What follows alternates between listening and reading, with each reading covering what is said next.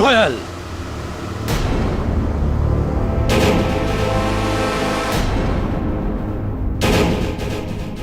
क्या बचपना है ये? मैं बच्ची नहीं हूँ अंकल, नहीं नहीं मैं बच्ची। मुझे अपनी जायदाद चाहिए अभी, राइट नाउ।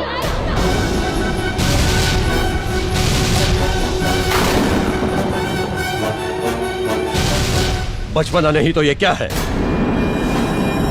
पैर पटकना, जिद करना, सामान फेंकना, तुम्हें जो करना है कर लो, लेकिन मैं सही टाइम पर सही काम करूंगा। Now go to your room, it's an order.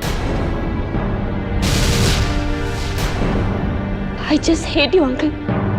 I hate you. अगर मम्मी पापा जिंदा होते तो मुझे आपके पास कभी नहीं छोड़ते, कभी नहीं छोड़ते।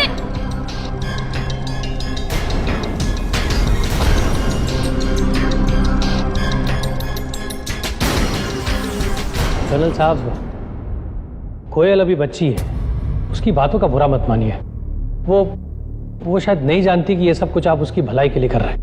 मैंने तुम्हारी राय मांगी कोटियन। Sorry sir. ये मेरा और मेरी भतीजी के बीच का मामला है, तुम सब इससे दूर रहो, अंडरस्टैंड? जी सर। वो आपके सीए मिस्टर प्रजापति आपका इंतजार कर रहे हैं सर। मीटिंग टाइम से 6 मिनट पीछे है। यू सिविलियंस टाइम की वैल्यू नहीं जानते। Every second count, you understand? Go and send him. Mrs Gomes. Sir. 4:55 हो चुके हैं। ठीक 5 बजे मुझे मेरी चाय चाहिए, otherwise you will be fired. Sir.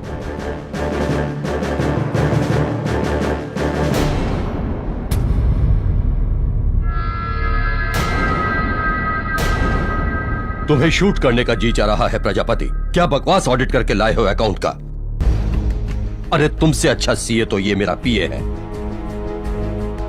कल सुबह 11:20 तक मुझे ये प्रॉपर ऑडिट चाहिए, अंडरस्टैंड? पक्का पक्का कर्नल साहब। वो कोयल अपनी जायदाद में से कुछ एडवांस मांग रही थी। मुझसे बिना पूछे कुछ मत दो उसे, नादान है वो, उसे कुछ समझ नहीं है। 6 महीने बाद कोयल के 25वें जन्मदिन पर मैं उसे उसकी पूरी जायदाद सौंप देना चाहता हूं। उसके पिता की वसीयत के मुताबिक सही समय पर। उसके बाद वो जैसा चाहे वैसा इस्तेमाल करे, मुझे उससे कोई मतलब नहीं होगा। अच्छी बात है कर्नल साहब, कोयल पे जायदाद का बोझ पड़ेगा। तुमसे राय पूछी? You can go now.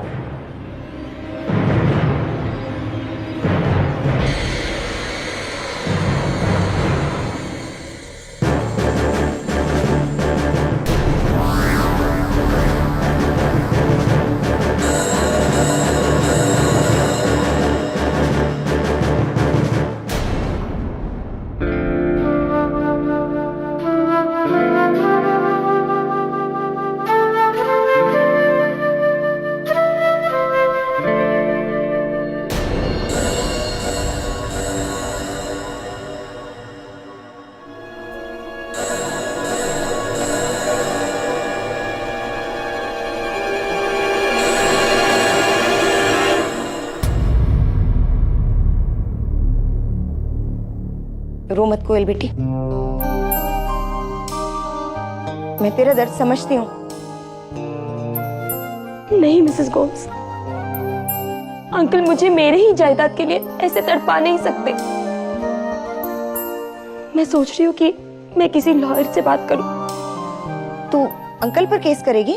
Uncle नहीं है वो, नहीं है मेरे अंकल, वक्त के पावन जल्लाद है। काश वो मेरी जिंदगी में नहीं होते, काश।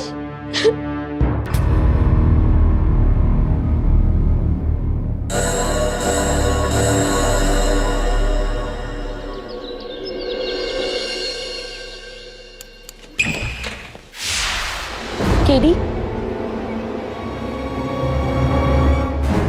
मैं कोयल धनराज की हूँ। मेरे स्वर्गवासी माँ बाप मेरे नाम 90 करोड़ छोड़ गए थे और उस जायदाद के ट्रस्टी मेरे अंकल, मेरे ताया जी, रिटायर्ड कर्नल मानिक धनराजगीर है। वो बहुत सख्त है और मुझे अपने ही पैसों के लिए उनसे पूछना पड़ता है। That's not nice at all. Exactly. Mrs. Bilmoria, glass of cold water for her. She's very hyper. बैठिए। Thank you. हाँ, तो आपके अंकल कब तक आपके जायदाद के ट्रस्टी रहेंगे? मेरे 25 साल होने तक। वैसे किसी लड़की को उम्र पूछना अच्छा नहीं होता, लेकिन इस केस में तो पूछना पड़ेगा। कितनी उम्र है आपकी? 24 साल 6 महीने। 24 साल 6 महीने। जी। ठंडा पानी। तो क्या प्रॉब्लम है इसमें? 6 महीने इंतजार कर लीजिए, आपको आपकी जायदाद मिल जाएगी। मैं इतनी देर इंतजार नहीं कर सकती, मुझे वो पैसे अभी और अभी चाहिए। अगर 6 महीने बाद अगर मेरे अंकल ने इरादा बदल दिया तो मैं मुश्किल में आ सकती हूँ। मिस धनराजगीर, क्यों आपको ऐसा लगता है कि आपके ताया जी अपना इरादा बदल देंगे? वो मुझे नादान और नासमझ समझते हैं। खैर, आप ये बताइए, क्या आप मेरा केस लेंगे या नहीं? वरना मेरे पास और भी वकील है। देखिए, आप अगर समझदार हैं तो आपका केस तो मैं लूंगा ही। हाँ, बिल्कुल, मैं समझदार हूँ। You understand that? Yes, of course. आपको तो देखकर ही पता चल जाता है कि आप समझदार हैं। चलिए, तो मेरी एक सवाल जो मुझे कुछ दिनों से परेशान कर रहा है, उसका जवाब दे दीजिए प्लीज मुझे। एक बुजुर्ग थे, बिल्कुल आपकी ताया जी की तरह खड़ूस, और एक लड़की थी बड़ी प्यारी, बिल्कुल आपकी तरह। तो एक दिन बुजुर्ग ने लड़की से कहा कि बाजार जाओ और ऐसी कोई चीज लाओ जो इतनी बड़ी हो कि पूरा कमरा भर जाए, और इतनी छोटी भी हो कि जेब में फिट हो जाए। I can't find the answer. बताइए, आप समझ में आया कुछ? इतनी बड़ी चीज जो कमरा भर जाए जी। और इतनी छोटी जो जेब में आ जाए। जी। ये कैसा बचकाना सवाल है? मैं ये जवाब नहीं दूंगी। Okay, no problem. तो फिर मेरा जवाब सुन लीजिए। मुझे लगता है कि 90 करोड़ रुपयों के लिए 6 महीना इंतजार करने में कोई हर्ज नहीं, कोई बुराई नहीं। You should wait. मैं बच्ची नहीं हूँ जो सब सलाह देते रहते हैं। मैं इंतजार नहीं कर सकती। You got it? चाय, कॉफी? Oh well. वो वकील का आइडिया बेकार निकला। अब तुम्हें ही कुछ करना पड़ेगा नयन, तुम्हें ही कुछ करना पड़ेगा,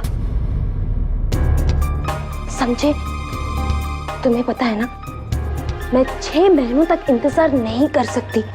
ठीक है, तुम्हारे अंकल को मैं संभाल लूंगा।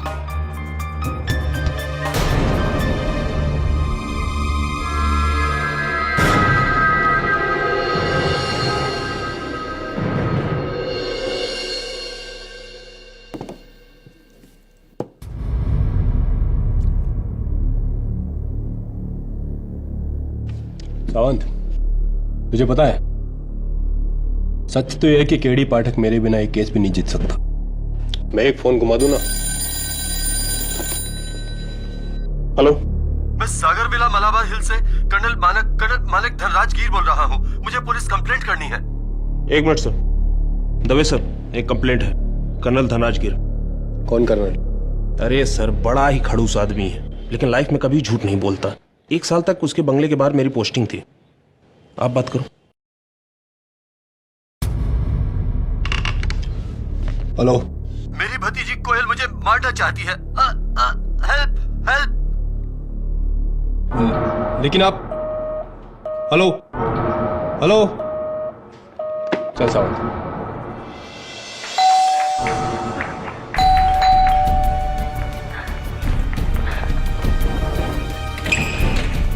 इंस्पेक्टर साहब, कर्नल का है? ऊपर कमरे में, वहाँ एक आदमी है, मैंने उसे बंद करके रखा है। अब जल्दी चलिए प्लीज। चलो।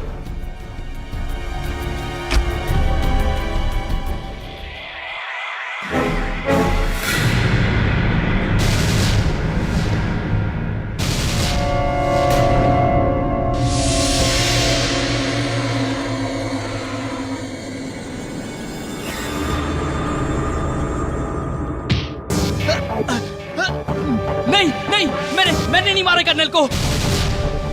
मैंने कुछ नहीं किया है, मैंने कुछ नहीं किया।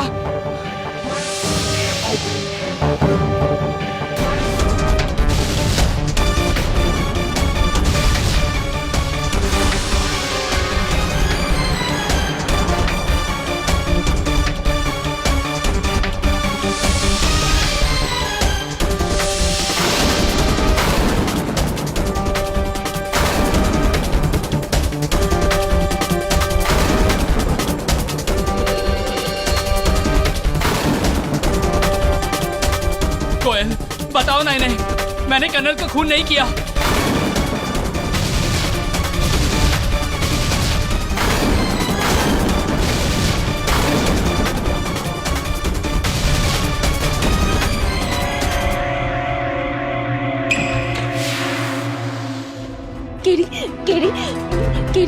Katie, you only can help me, please help me.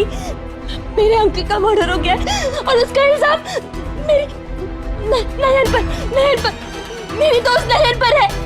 Please only you can help me. I will. Calm down. Sit down. No, you listen to me. You can only help me. अगर उसे कुछ हुआ ना, मैं जीती जी मर जाऊंगी। कुछ नहीं होगा। मैं मर जाऊंगी। Calm down. I'll die. Nothing will happen. Calm down. No, you listen to me. Help me, please. Mrs. Gilmore, आप. No, Katie, listen to me. You have to help me.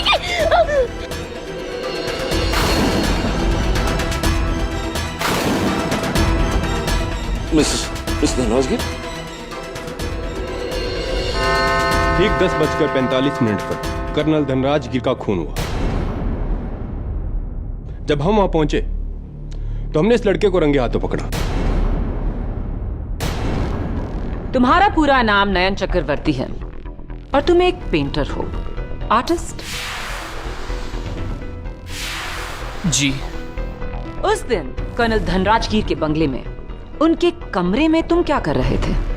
जी, कोयल के कहने पर मैं कर्नल धनराजगिर को कन्विंस करने गया था कि उसकी जायदाद उसे दे दे। और जब वो नहीं माने तो तुमने उन्हें धमकी दी और गुस्से में आकर उन्होंने पुलिस को फोन किया और उस दौरान तुमने इस चाकू से कर्नल का मर्डर किया। नहीं, मैं जब उनके कमरे में पहुंचा तो उनकी लाश ऑलरेडी फर्श पर पड़ी हुई थी। तुम उनके कमरे में कितने बजे पहुंचे? मेरे हाथ में घड़ी नहीं थी, पर तुम्हारे हाथ में चाकू था और उस चाकू पर तुम्हारी उंगलियों के निशान।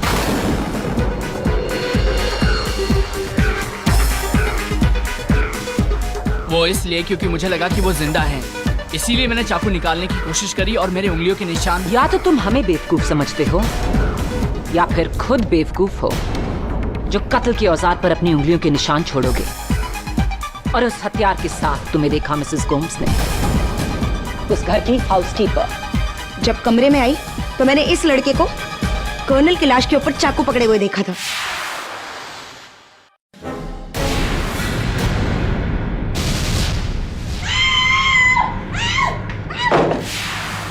अब तो और भी पक्का हो गया कि खून तुम ही ने किया नयन। योर ऑनर, इस केस में एक अहम सच ये है कि कर्नल साहब का कत्ल सुबह ठीक 10:45 पर हुआ। नयन उस कमरे में एग्जैक्टली कितने बजे गया, ये ना तो नयन को खबर है ना ही मिसेस गोम्स को। Time is of essence in this case. इसीलिए योर ऑनर, कातिल तक पहुंचने के लिए हमें यह पता लगाना बहुत जरूरी है कि कौन कौन उस कमरे में कितने बजे गया।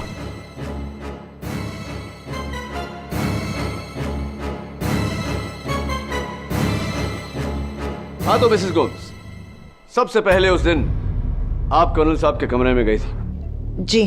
क्या टाइम हो रहा था तभी? कर्नल टाइम के एकदम पक्के थे, वो हर काम एग्जैक्ट टाइम पे करते थे। उस दिन भी सुबह 10 बजे, एग्जैक्ट 10 बजे मैं उनको दवाई देने गई थी।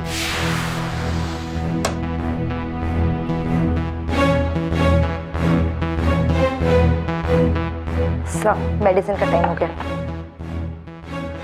गर्मी हो रही है, एसी ऑन करो।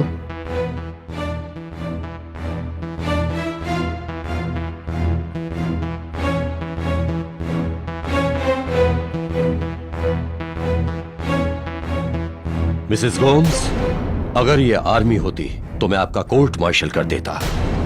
आप मेरी एम्प्लॉय होकर उस लड़की का साथ दे रही हैं। सर, कोयल मेरी बच्ची जैसी है। उसके जायदाद का पैसा उसके पेरेंट्स और मेरे पुराने एम्प्लॉयज का है। आपका कोई हक नहीं बनता कि... मिसेस गोम्स, अपनी औकात से ऊंचा बोलने की हिम्मत मत कीजिए। तुम कोयल की मां नहीं, उसकी दाई हो दाई। लेकिन वो जब से अकेली हुई है तब से मैंने उसे एक माँ की तरह पाला है। और आपकी वजह से उसे कोई तकलीफ हो ये मैं देख नहीं सकती। और मैं भी तुम्हें देखने नहीं दूंगा। ये महीना खत्म होते ही मैं तुम्हें इस नौकरी से निकाल दूंगा। आप ऐसा नहीं कर सकते। मैंने अपनी लाइफ के 30 साल दिए इस घर को। You can't do this to me. अपनी भतीजी को तुम जैसे भड़काने वाले लोगों से बचाने के लिए मैं कुछ भी कर सकता हूं। Get out.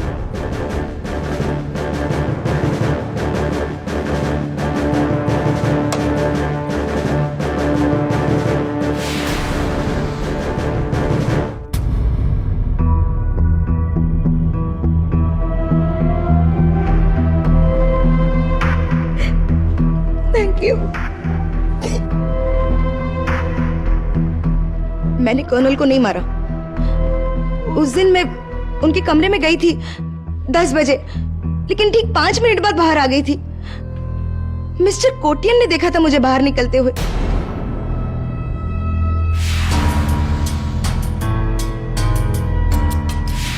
Yes your honour, Mrs Gomes बिल्कुल सच बोल रही है। मैं कर्नल साहब के ऑर्डर के अनुसार रोज 10:05 पर उन्हें उनके अपॉइंटमेंट की लिस्ट देता था। कम इन।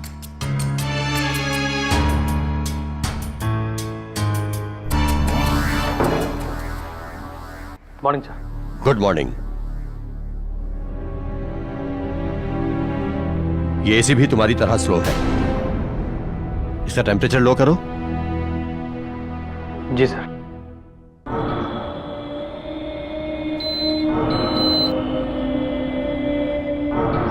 सारी अपॉइंटमेंट्स का ऑर्डर गलत है। कोटियन, तुम किसी काम के आदमी नहीं हो। टाइम की वैल्यू नहीं है तुम्हें। Every second counts. Understand? Yes sir. मेरा निकम्मा सीए प्रजापति आने वाला था। आया क्या? जी अभी तक तो नहीं। अरे तो फोन लगाओ उसे। अगर आज भी वो लेट आया ना तो उसकी नौकरी तो गई। I will throw him out. जी सर, अभी लगा था सर।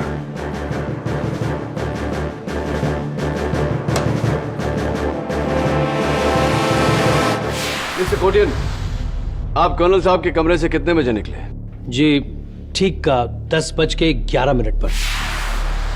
क्या बात है, टाइम तो बहुत अच्छी तरह याद है आपको। जी।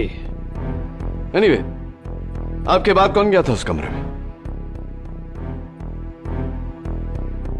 जी चार्टर्ड अकाउंटेंट साहब, मिस्टर प्रजापति, ठीक 10:15 पर।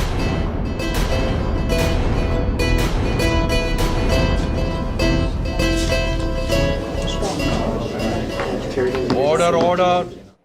मिस्टर प्रजापति, आप कर्नल धनराजगीर के घर 10:15 पर पहुंचे, उनकी मौत से आधा घंटा पहले, राइट? जी। और बंगले पे आते ही मिस्टर कोटियान मुझ पे भड़के। फोन क्यों नहीं उठा रहा ये प्रजापति जी? 10:15 हो गए। घड़ी देखिए आपने, आप पूरे 5 मिनट लेट हैं। लेट आप आते और सुनना मुझे पड़ता है यहाँ। तब तो अगली बार मैं और लेट आऊंगा। सोनलाल जी, आप ऊपर आ रहे हैं? नहीं, मैं यहीं रहता हूं, वरना वो वक्त का गुलाम ना फिर से मेरी क्लास ले लेगा। उसे आज ही वसीयत चाहिए थी और अब तक रेडी नहीं। अच्छा ये बताओ, तुम्हें कितना टाइम लगेगा? बस 10 मिनट। ये पेपर्स लेके निकलते हैं। ठीक है, मैं यहीं। चलो चलो जल्दी चलो।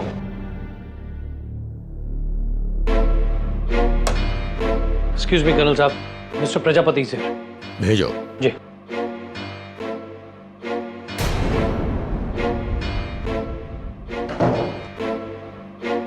लेट आने के लिए I am so sorry sir. वो ट्रैफिक। ऑडिट रिवर्क किया? लाओ।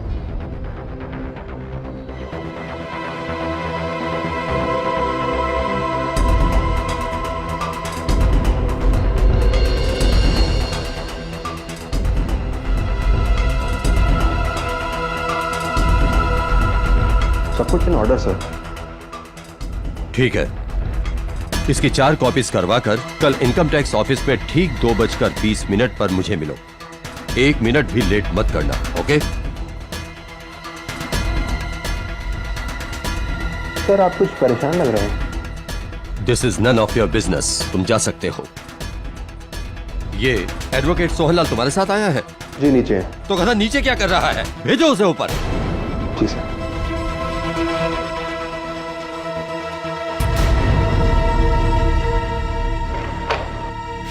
तो आप उस कमरे में दाखिल हुए 10:22 पर और आप 10:34 पर उस कमरे से निकले। एग्जैक्ट। कर्नल के साथ रहकर हमें हमेशा अपनी घड़ी को बार बार देखना पड़ता था। फिर क्या हुआ? देखिए, सब कुछ टाइम से हो जाना चाहिए, वरना आप जानते हैं कर्नल साहब को, एक बार टाइम फिक्स कर लिया तो। जी जी जी, नहीं, मैं आपको डरा नहीं रहा हूं। जी प्लीज। मुझे क्या पता, मैं उनका पीए नहीं हूं।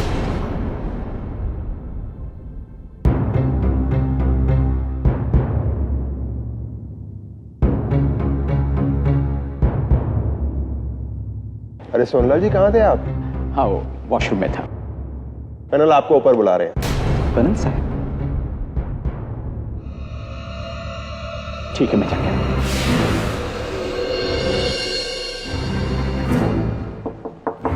कर्नल साहब। सोहनलाल, वसीयत लाए हो? नहीं साहब, वो कल तक हो जाएगा। Then get lost. Get out from here. Colonel ने मुझे दरवाजे से ही भगा दिया। और आपने खूनी को या कुछ नहीं देखा?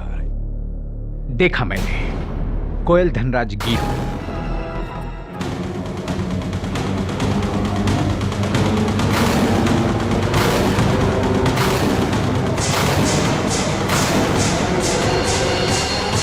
मिस धनराज गिर, आप अपने अंकल के कमरे में सुबह कितने बजे गई थी?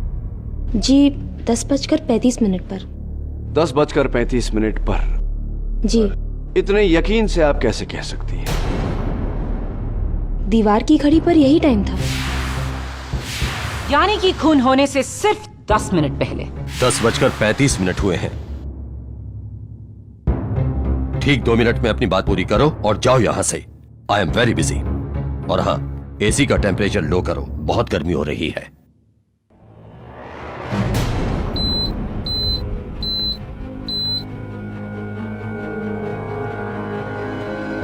अंकल, मैं आपसे आखिरी बार पूछ रही हूँ, क्या आप मेरी जायदाद मेरे नाम कर रहे हो या नहीं? मैं भी तुम्हें आखिरी बार बोल रहा हूँ, तुम्हारे पिता की वसीयत के मुताबिक जब तक तुम 25 बरस की नहीं हो जाती तब तक तुम्हारी जायदाद तुम्हें नहीं मिल सकती। अभी 6 महीने बाकी हैं, तब तक इंतजार करो। That's it. और रुको, ये फोटो देखती जाओ। ये कैप्टन रघुवीर सिंह है, अच्छी फैमिली से बिलोंग करता है, संस्कारी लड़का है। 6 महीने बाद तुम्हारी शादी मैं इससे करने वाला हूं। पर अंकल। मुझ पर भरोसा रखो कोयल, तुम अपना अच्छा बुरा नहीं समझती। मैं जो कुछ भी करूंगा ठीक करूंगा। 2 मिनट हो गए, यू कैन गो नाउ।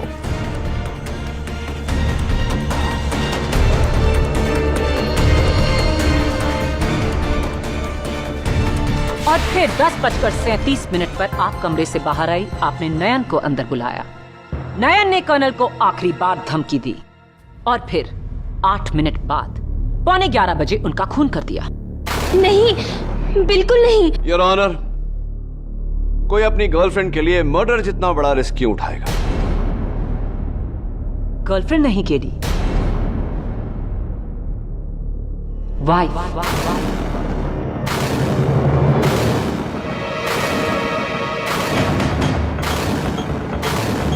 ये है कोयल धनराज गिर और नयन का मैरिज सर्टिफिकेट जो हमें फैमिली कोर्ट से मिला है। आप कोयल के दोस्त नहीं, बॉयफ्रेंड नहीं, बल्कि पति हैं। आप दोनों ने दुनिया से छुपकर शादी की और आपका ये राज 7 महीने के बाद दुनिया के सामने खुलने वाला था। और वो इसलिए क्योंकि कोयल 2 महीने प्रेग्नेंट है।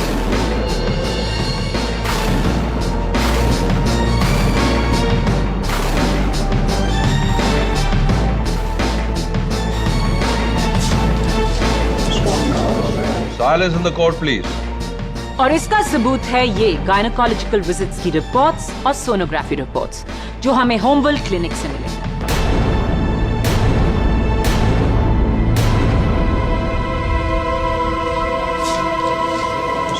योर ऑनर, अब मेरी समझ में आया कि क्यों कोयल 6 महीने भी इंतजार नहीं कर सकती थी।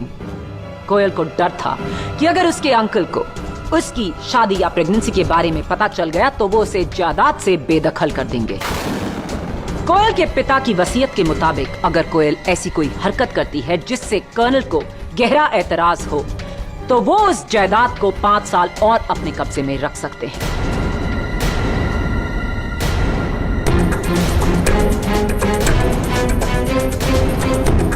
और उस जायदाद के चक्कर में कोयल के कहने पर नयन ने बड़ी बेरहमी से कर्नल धनराजगीर की हत्या की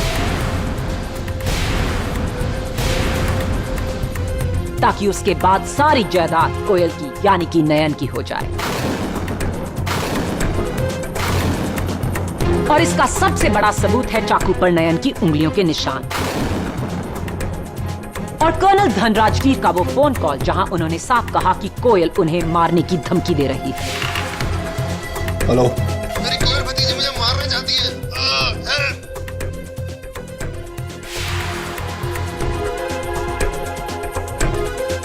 It's a crystal clear motive and a crystal clear case, Your Honor. नयन के साथ कोयल को भी हिरासत में लिया जाए।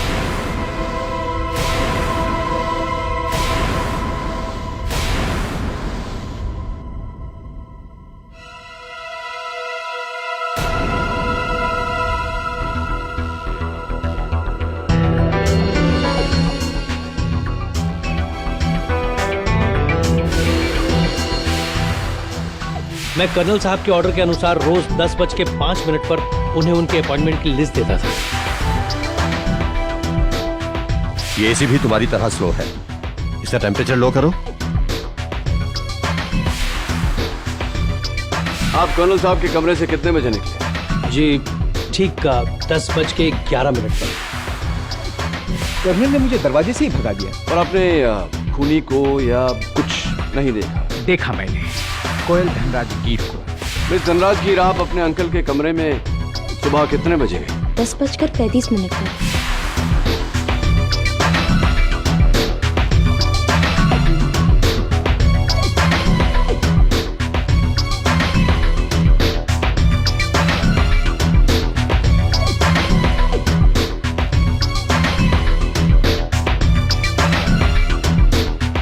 एसी का टेम्परेचर लो करो, बहुत गर्मी हो रही है।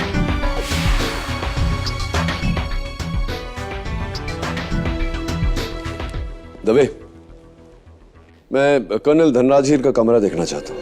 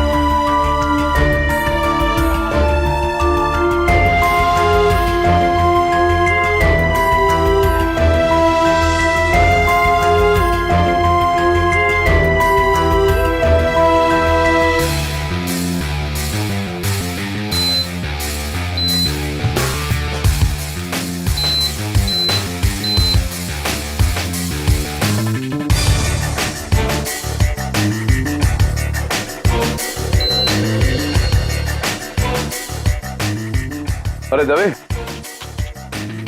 पुलिस स्टेशन में जब कर्नल साहब का फोन आया था तो फोन तुमने उठाया था किसी और ने? सावंत ने।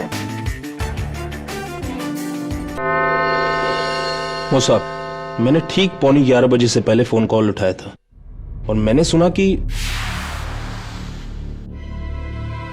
हवलदार सावंत, ऐसा भी तो हो सकता है कि वो आवाज जो तुमने सुनी वो कर्नल धनराजगीर की नहीं थी, किसी और की थी। 100% कर्नल की आवाज थी सर। मैं उनके पास 1 साल काम कर चुका हूँ, यूं ही थोड़ी ना पुलिस में भर्ती हूँ सर। मेरे कान बहुत तेज हैं। Well done। और फिर आपने फोन इंस्पेक्टर दवे के हाथों में दिया? Yes. Inspector Dave, colonel Dhanrajgir ने आपको फोन पे कहा कि मेरी भतीजी मुझे मारना चाहती है। जी। कुछ देर के लिए अगर मान लें कि नयन उन्हें मार रहा था तो उन्हें नयन का नाम लेना चाहिए था, राइट? ऐसा क्यों नहीं किया उन्होंने? क्योंकि वो नयन को जानते नहीं होंगे। लेकिन कोई और संकेत दे सकते थे। ये कह सकते थे कि मेरी भतीजी मुझे मरवाना चाहती है, क्योंकि उन्हें कोई और यानी कि एक मर्द मार रहा था। तो कोई और संकेत दे सकते थे, क्यों नहीं दिया?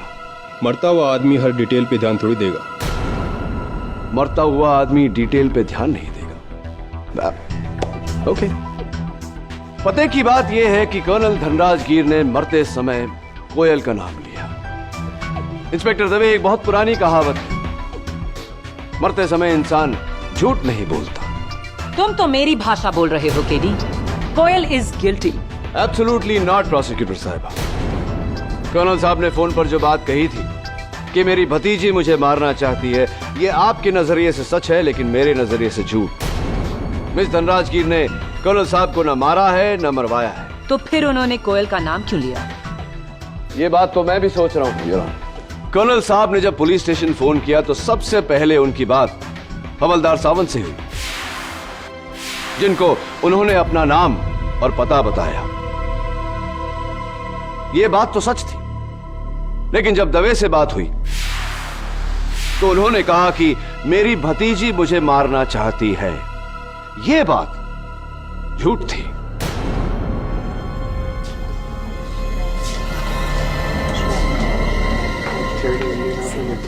Silence in the court, please.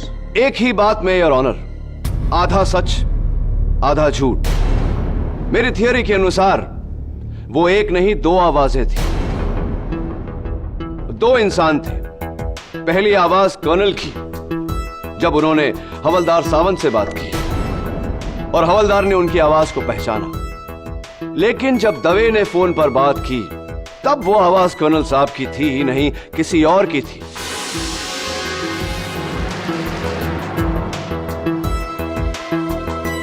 और क्योंकि दवे कर्नल साहब को जानता नहीं था, उसने वो आवाज कर्नल साहब की मान ली। ये कैसे मुमकिन है केडी? एक ही फोन कॉल में दो आवाजें? मेरी थियरी कुछ इस तरह है योर ऑनर। खून ही खून करने कमरे में आया। कर्नल साहब उसका इरादा समझ गए और तुरंत पुलिस स्टेशन का नंबर डायल किया। हेलो, मैं सागर विला मलाबार हिल से कर्नल मानिक धनराज गिर बोल रहा हूँ। मुझे पुलिस कंप्लेंट करनी है। एक मिनट सर। दवे सर, एक कंप्लेंट है, कर्नल धनराज गिर। इस दौरान खूनी ने टेबल पर पड़े हुए चाकू को उठाकर कर्नल साहब की पीठ में घोंप दिया। कर्नल साहब के हाथों से फोन छीना और वो आखिरी शब्द दवे से कहे, हेलो, मेरी कोयल भतीजी मुझे मारना चाहती है। एंड योर ऑनर, ये आवाज नयन की नहीं हो सकती। वो भला अपनी पत्नी को क्यों फंसाएगा? ये आवाज किसी और की थी, जिसने हम सबको धोखा दिया, ये जताकर कि कर्नल साहब की मौत के जिम्मेदार या तो उनकी भतीजी है या फिर नयन।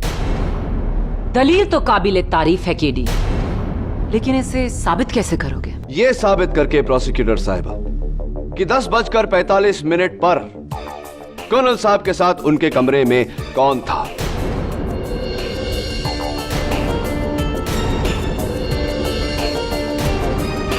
एडवोकेट सोहनलाल या पीए कोटियान, सीए प्रजापति या फिर Mrs Gomes. And your honour, मेरे सवाल का जवाब देगा इस केस का सबसे बड़ा गवाह, कर्नल साहब के कमरे में लगी हुई यह घड़ी।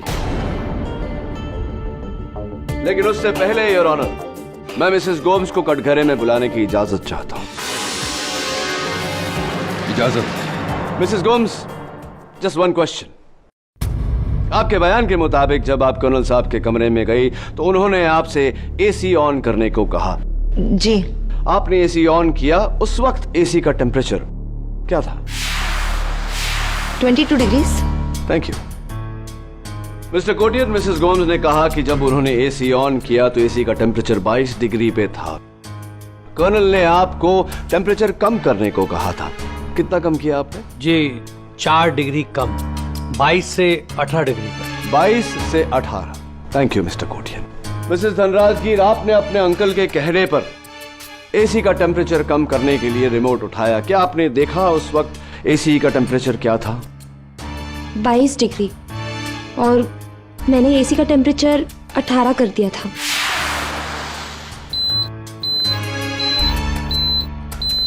इंटरेस्टिंग मिस धनराज की, एक्सट्रीमली इंटरेस्टिंग। अगर आपने टेम्परेचर 22 से 18 डिग्री किया तो मिस्टर कोटियन ने क्या किया था?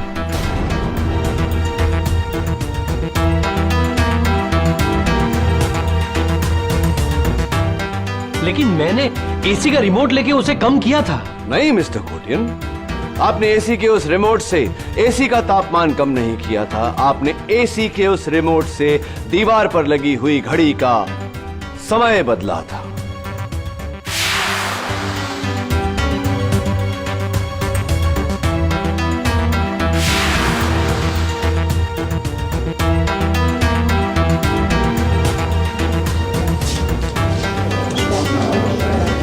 Order order. What nonsense KD. AC के रिमोट से कोई भला घड़ी का टाइम कैसे बदल सकता है? इस घड़ी का बदल सकता है माया फडनिस। योर ऑनर, कर्नल साहब के कमरे में लगी हुई इस घड़ी के पीछे एक रिमोट सेंसर अटैच्ड है जो इस घड़ी की मैकेनिज्म को कंट्रोल करता है, और इस सेंसर को कंट्रोल करता है कर्नल साहब के कमरे के एसी का रिमोट। सरल भाषा में योर ऑनर, अगर उस रिमोट को एसी की तरफ किया जाए तो वो एसी के टेम्परेचर को कंट्रोल करेगा, और अगर घड़ी की तरफ किया जाए तो वो घड़ी के समय को कंट्रोल करेगा।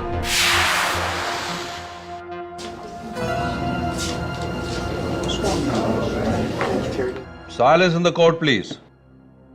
योर ऑनर, खूनी ने बड़ी चालाकी से रिमोट उठाकर एसी का टेम्परेचर नहीं बल्कि इस घड़ी का समय बदला, इसे 20 मिनट आगे किया ताकि जो भी उसके बाद उस कमरे में आए उसे गलत समय दिखे। और ये हरकत की किसने? उसी ने प्रोसिक्यूटर साहिबा जिसने इस घड़ी के साथ टैंपरिंग की, उसी ने योर ऑनर जिसके उंगलियों के निशान फॉरेंसिक्स को इस घड़ी के पीछे लगे सेंसर पर मिले। PA mister Dilip Kotian.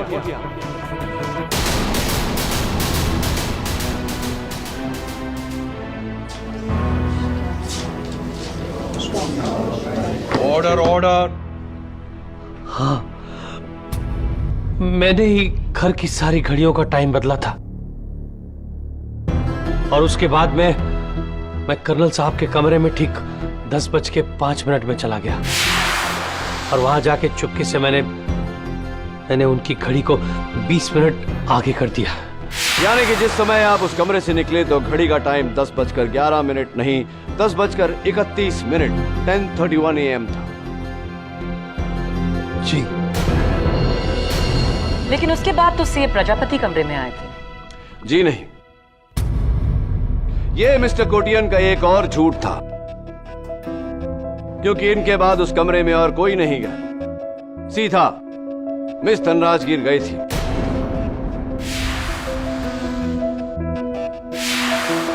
Is that correct mister Kotian? जी। और फिर मिस धनराज गिर 2 मिनट बाद उस कमरे से बाहर निकली। नकली टाइम 10:37, असली टाइम 10:17 10:17 AM। और कोयल के बाद कमरे में कौन आया था? कोयल के वहां से जाने के बाद सीए प्रजापति वहां आए, और उनके बाद एडवोकेट सोहनलाल जो कमरे में आए बिना वहां से चले गए। यही सीक्वेंस था ना मिस्टर कोटियन? बिल्कुल वैसा ही जैसा आपने प्लान किया था। जी, लेकिन ये सारा प्लान मेरा नहीं था। मैंने कर्नल साहब को नहीं मारा है, कर्नल साहब को मारा है उसने।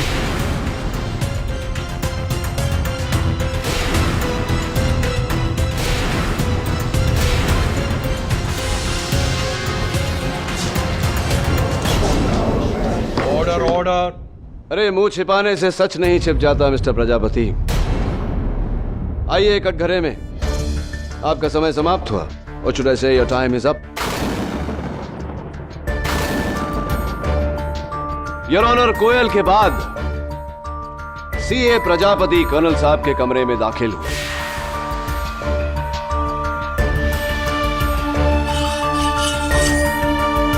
हेलो, मैं सागर विला मलाबार हिल से कर्नल मानिक धनराज गिर बोल रहा हूँ। मुझे पुलिस कंप्लेंट करनी है।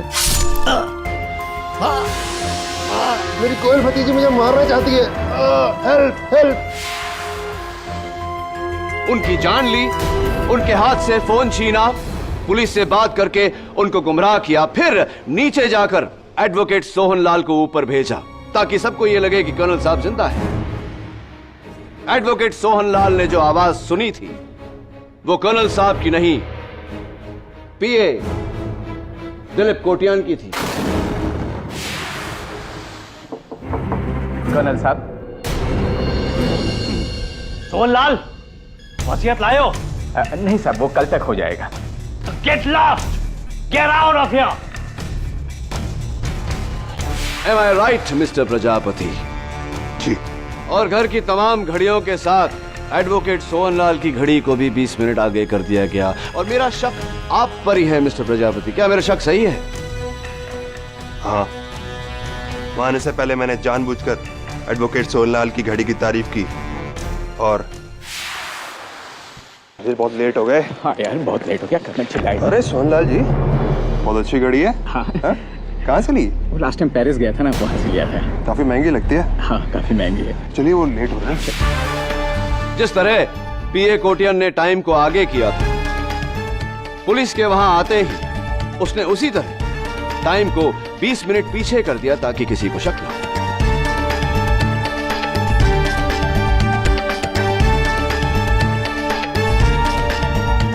पीए साहब, सीए साहब, कत्ल आपने किया, ये तो अदालत जान चुकी है। अब कत्ल क्यों किया ये आप बताएंगे या मैं बताऊं अदालत को?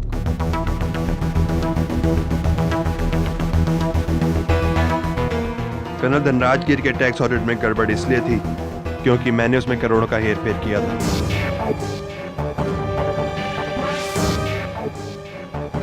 इसलिए मैंने कोटियान को पैसों का लालच देके उसे इस प्लान में शामिल किया। हम दोनों ने ही कमरे की घड़ी का टाइम बढ़ाया ताकि कोयल को लगे कि वो 10:35 पर कर्नल से मिली। इससे हम अदालत में साबित कर सकें कि मैं कोयल से पहले अंदर गया, लेकिन सोहनलाल हमारा झूठ पकड़ सकता था।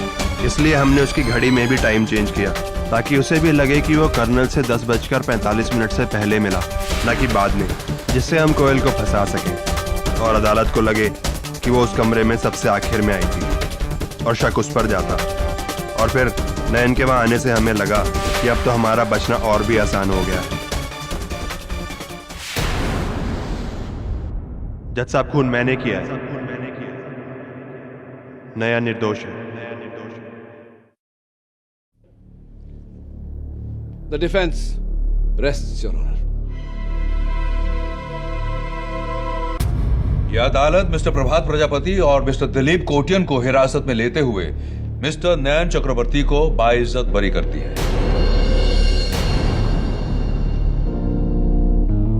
The case is closed.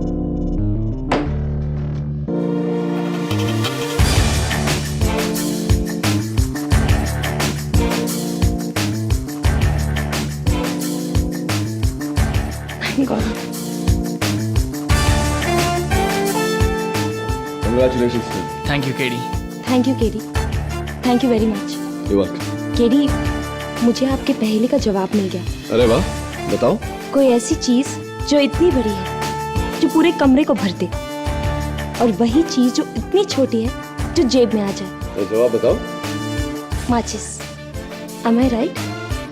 Well done.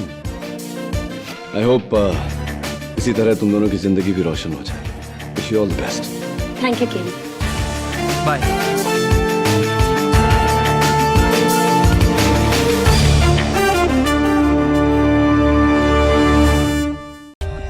For more updates, subscribe to our channel, click the show links and enjoy watching the videos.